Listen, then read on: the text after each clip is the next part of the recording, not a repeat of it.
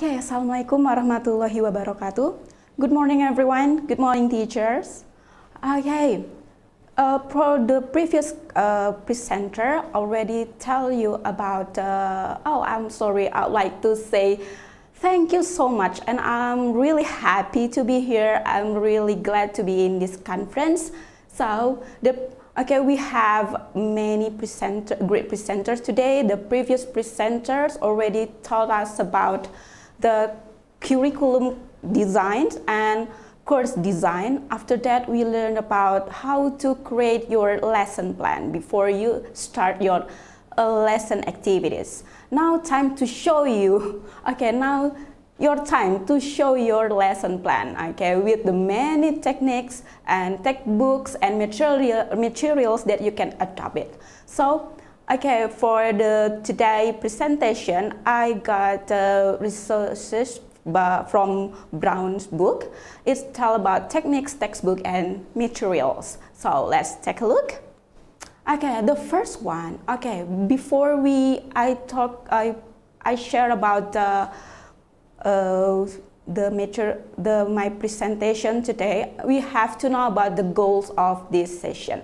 Okay, the first one, after this presentation, I hope you all know you can be able to describe various techniques to use in the classroom, and then be able to make choice about appropriate materials to use in class confidently. So yeah, it's not only for you all before starting this class. This presentation, this topic is also good for you to reflect yourself after teaching your classroom. Okay, let's move to the table of content. Today I'd like to share about three topics here. The first one about, of course, techniques, and second one textbook, and the last one materials. All right. Okay, I have a question. What do you think about your techniques in the classroom? Have you prepared it well? Based on the learning methodology and pedagogical thing? Okay, let's check it out. Okay, what is the technique? Okay, from the Brown book at the second and the third chapter already talk many things about the techniques, but now let me define it. Okay, a technique basically refers to any task, activity, procedure, or everything we do in the classroom. So, what we should use the technique for we should use appropriate technique during the lesson. So, Brown categorized the techniques into several categories. The first one is manipulation, and the second one is communication. For the manipulation, the teacher is in full control in the lesson, and the student response are predictable. And this technique is very good to teach your student about grammar and phonological thing. And the second one is communication. In this technique, the teacher has less control, and the student gives many response, and the response are not predictable. Okay, sometimes for the manipulation techniques, it's suitable for the beginner students, and the communication one is for advanced students.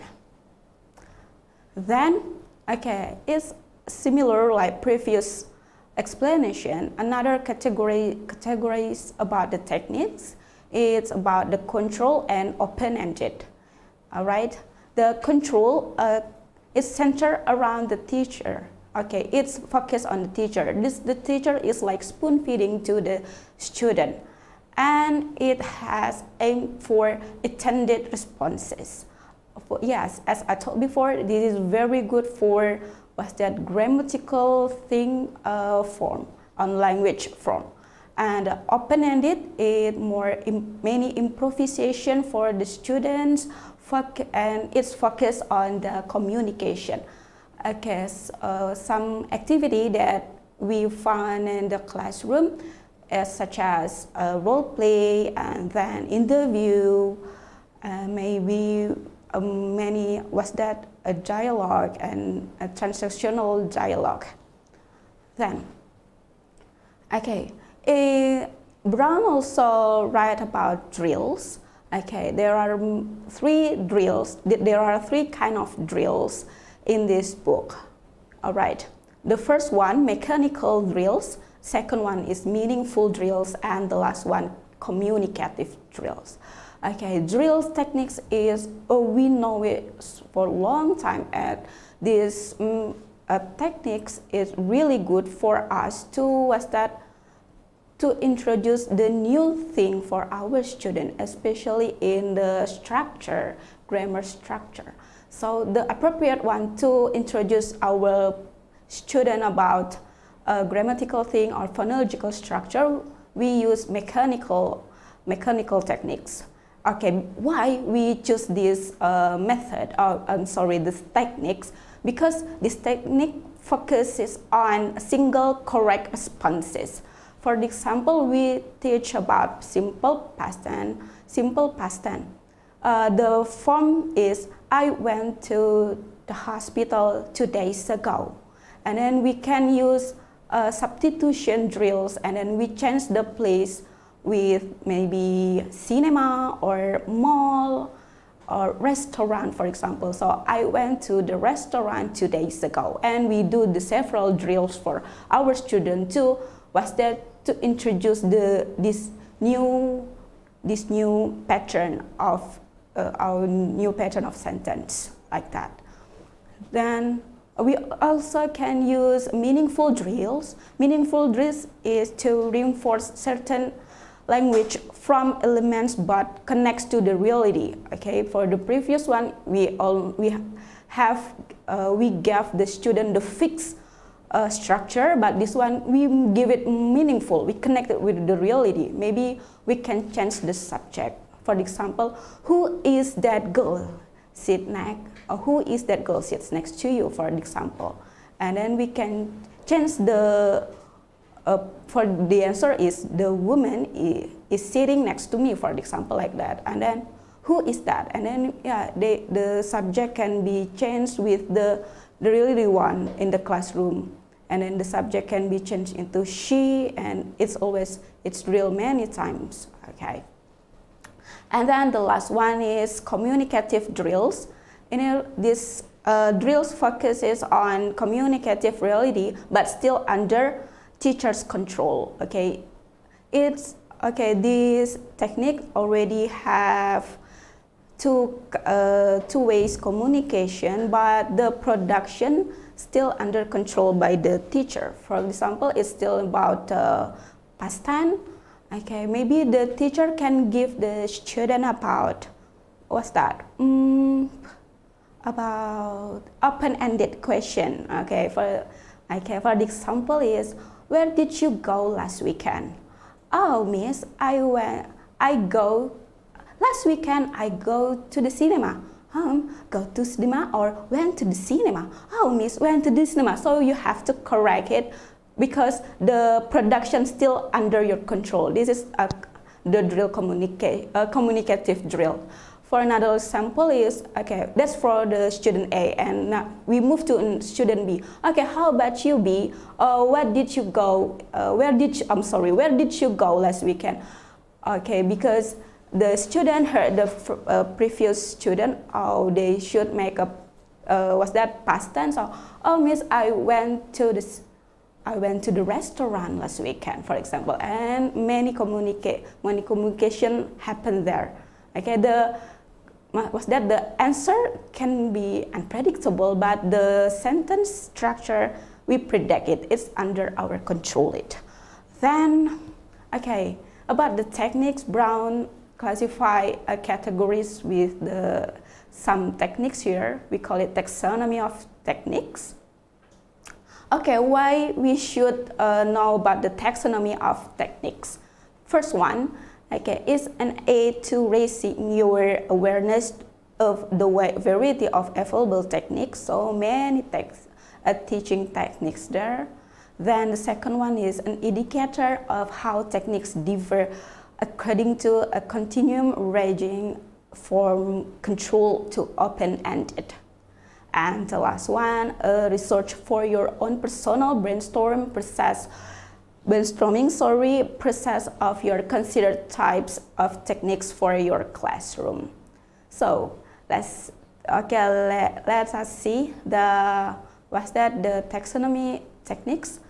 Okay, Brown the categories into the three categories here. The first one, controlled, semi-controlled, and open-ended techniques. Okay, as I mentioned before, controlled is something that is fixed, it's already fixed by you as a teacher.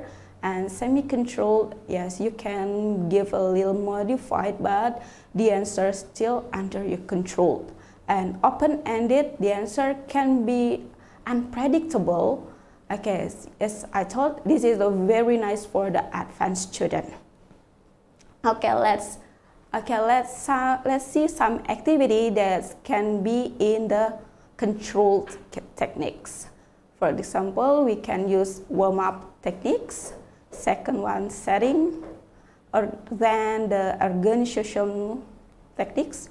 For content explanation, and then the next one, role play demonstration, and then dialogue and narrative presentation, then dialogue narrative recitation, reading aloud, then checking, question and answer, drills, translation, dictation, copying, identification, recognition, review, testing, and the last one, meaningful drill.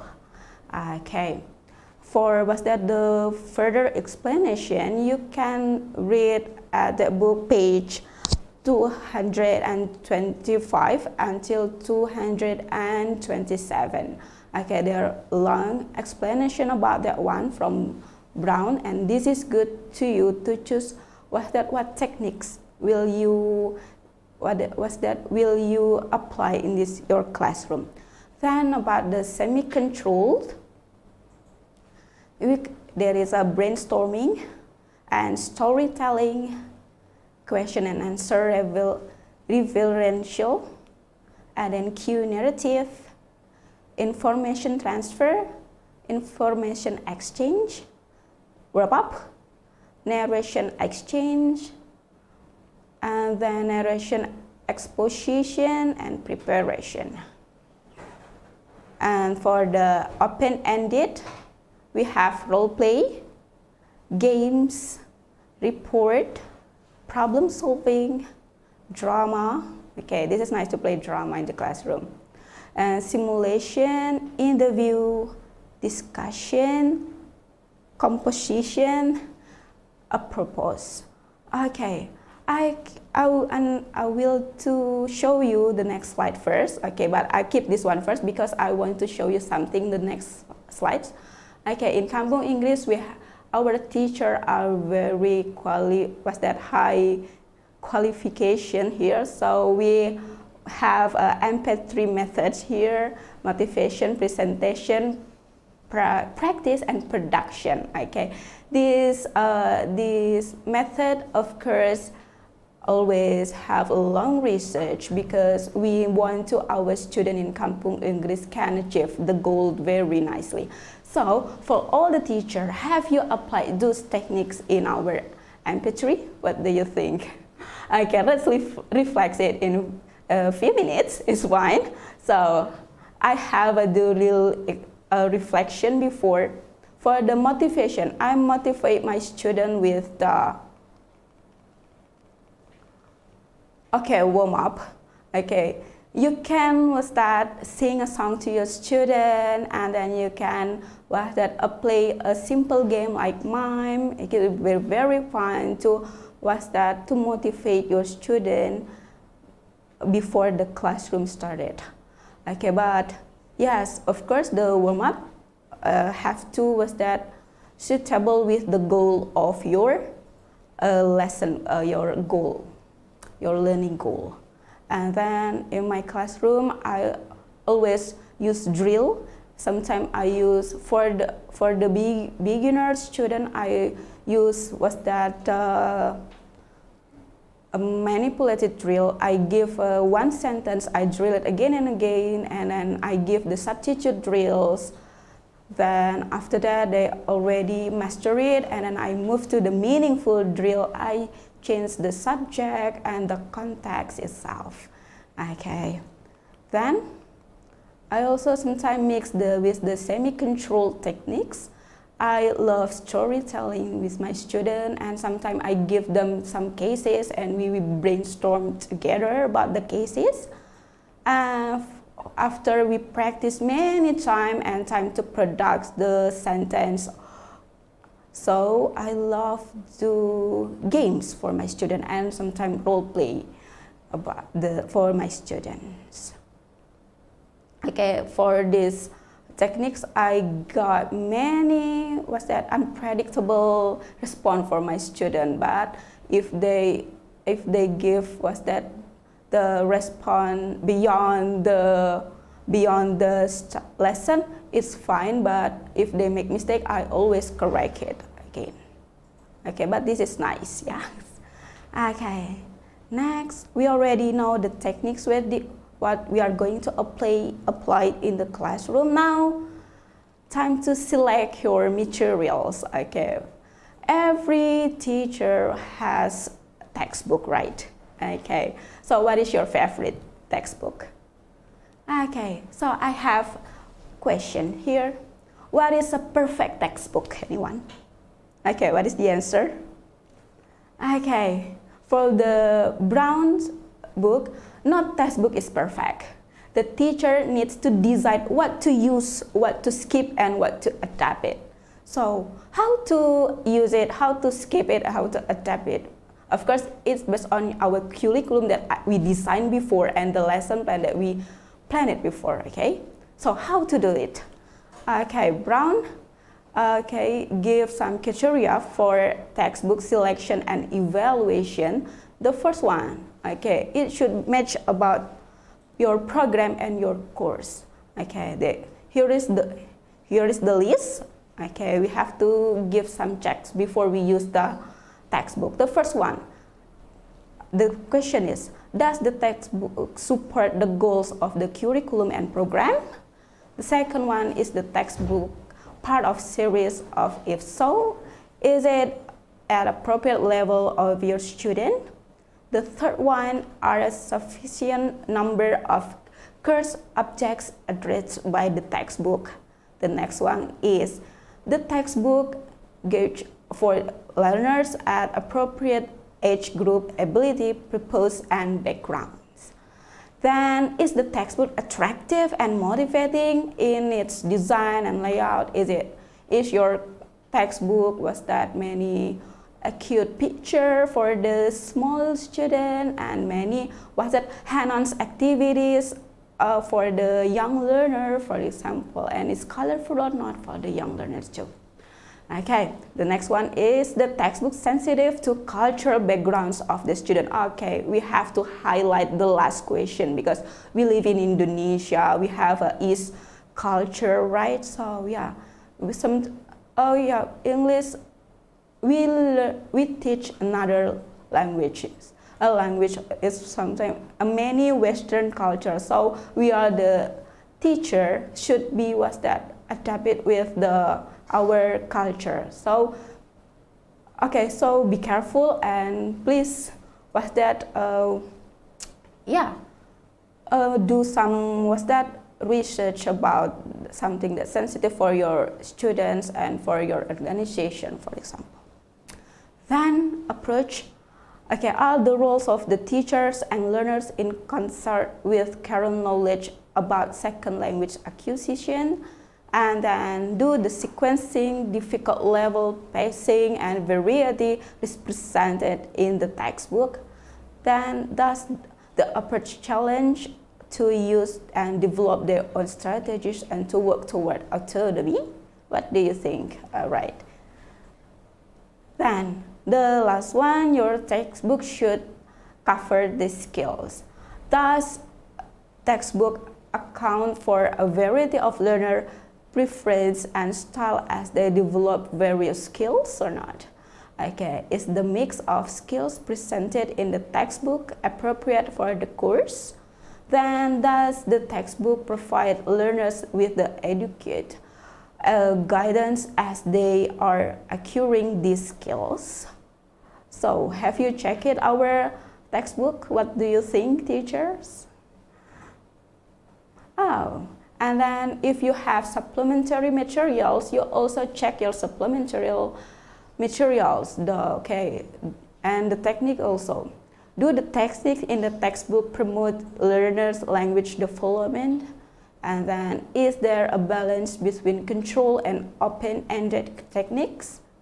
Do the techniques reinforce what students have already learned and represent a progression from simple to more complex? Then are the techniques varied in format so they will continually motivate and challenge the learner? Does the textbook include supplementary photocopies, ready handouts, workbook, worksheet, assessment, audio, or video disc, or web-based exercises or not? Then is there an accompanying teacher's guide too? Okay, if you make a checklist and the textbook is already appropriate to your class, okay, go ahead, you can use it. Okay, and then another practical issue there, you also need to communicate with your institution, because it's not only about you, but it's only with your institution too. Is the textbook available and cost effective? Okay, if it's too pricey, so how do you handle it or overcome it? So is it you need to send it worldwide shipping? Is it how you come the book to your institution? And then can the books obtain a timely manner? Is it available as an ebook? Okay, so the student can use it for a long time, okay, because they are ebook, and it's a technology area, right? Then let's analyze. Okay, grab your books and then make the list. Okay, so what do you think about your textbook? Is it great? Okay, let's check this out after this. Then, the last one, we will talk about materials. The materials, if we limit ourselves to just the textbook, we miss out an opportunity to make learning easier and fun, okay? Sometimes the students said, textbook is boring, so this is your time, teacher, as I said before, you need to adapt it, okay? So, many kinds of materials that we can use for our classroom. The first one, teacher resource book. Okay, these books are designed to provide teachers idea. For example, brown book. This helps me to give my new idea. What should I do next for my classroom? What next technique that I should apply in my classroom? Then other student textbook. You can use supplementary materials not only from the one book, and you can find another textbook too. But remember, you should analyze it first. Then when in the classroom, we sometimes difficult for the student gets new knowledge, especially if they don't have any background knowledge before. So it really helps the student to connect language to the reality. For example, it's about I remember about my previous class. It talked about jobs and So one of the job of profession is talk about doctor. So we can bring the stethoscope in the classroom. Oh, the stethoscope. And then the student can touch it and can use it and then can feel it. And after the lesson, we can use it for the role play techniques. It's really fun. Then digital media. Okay, next, digital media. We are in the technological era. Many things we can search on YouTube, on Google. Okay, and we talk about computer assisted language learning. The next presenter will talk about this. So stay tuned. And yes, digital media really helps us for the teacher. Okay, because there are many video on YouTube that can, if you cannot bring your realia in the classroom, you can use the video on YouTube to explain to your student. Okay, they can feel it about the real thing. Okay, for example, we'll talk about animals. You will learn. You want to teach about animals. Okay, it seems impossible for you to bring a real giraffe to your classroom, right? So use the video. Okay, it's really dangerous to bring your real giraffe to the classroom. Then, okay, next materials, you can use your self-made paper-based visual aids. Okay, you can use poster, charts, magazine. Okay, this is very nice. And then put some color. Okay, student must love it. And then right now, many commercial visual aids, you can buy it, and sometimes you can download it free. Okay, I love the free one. Okay, commercial visual aids really helps you, especially for the graphics. The graphics, if you find it on Google, the resolution can be too small. So when you print out and give it to your student cannot see it clearly. So many commercial websites that provide visual aids that will help you so much. So yes, it's really nice. Then, okay, that's all my explanation about techniques, textbooks, and materials. Time to question and answer session. Okay, hi Miss May. Hi. Okay, I have a question. What will you do if the textbook doesn't fit with the students, especially for slow learners? Okay, thank you so much for that question, Miss Nanny.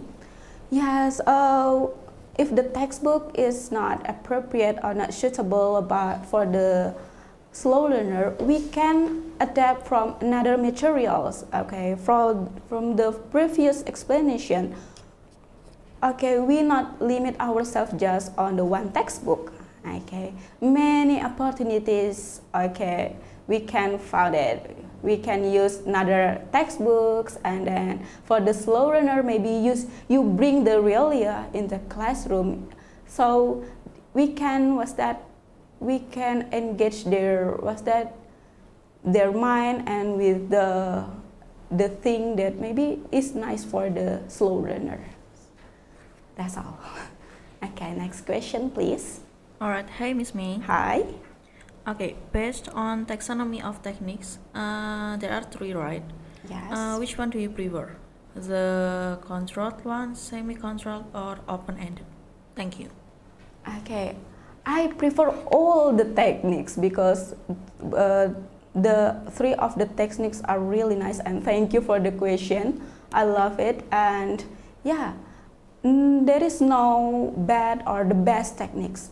Every techniques work on each other nicely. So yes, as I told before, if I want to introduce a new pattern or new grammar, I use the manipulate manipulate drills, and then when they already master it, I can give them open and ended questions and open-ended techniques. So yes, it flows like a water. So, Miss May, yes, it says that the teacher needs to decide what to use, what to skip, and what to adapt. So what would you do to those parts that you skip to make it useful? Okay, that's a very nice question. What I should skip? Okay, let me check it. Okay. Okay, because our material sometimes is from another country, right? Or many Western culture. So this part, the sensitive part is the text about the culture background. If the culture background not in line with our culture and our religion, I will skip it. Okay, because we are a teacher, right? We not only teach the student but also we educate them. So this one. And then maybe I will skip the textbook if the design and layout are not appropriate to with my student. Then I will skip the 5th and 6th point, and then based on the the context and based on the students too. Then maybe the difficult level, yes, if the textbook is too difficult for my beginner student, I will skip it and I will change and find it in other materials too. That's all. Thank you. Okay, talking about the textbook and supplementary materials, Ms. May, to what extent should we vary the activities or the sources or the language items? I mean, how much or how far should we put the supplementary materials into the activities that usually we see from the textbooks? Thank you. Okay, so I want to make sure that how far to what extent in which one should be bigger, the ones from the textbooks or the one from the supplementary materials, or how should we arrange those sources into our activities in the classrooms? Okay, thank you.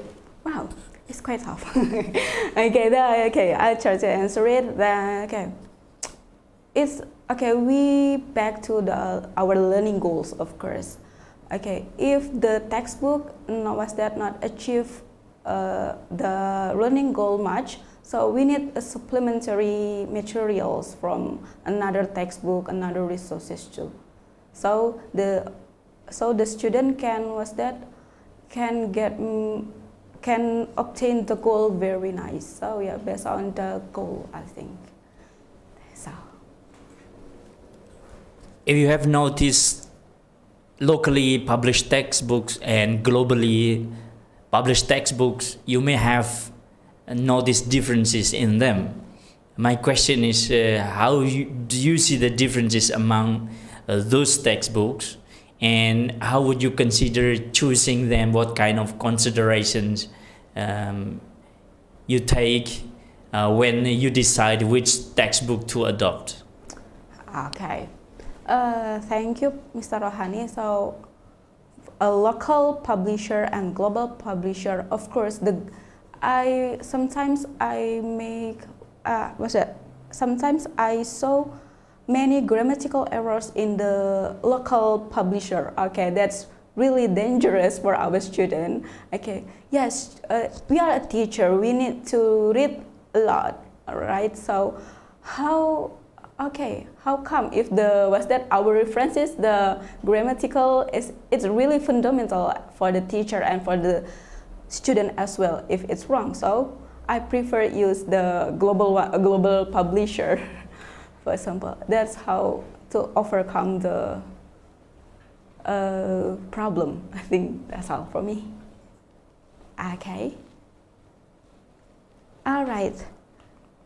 So yes, that's all my presentation today. Thank you so much for having me here, and see you again next time. And Assalamualaikum warahmatullahi wabarakatuh. Waalaikumsalam.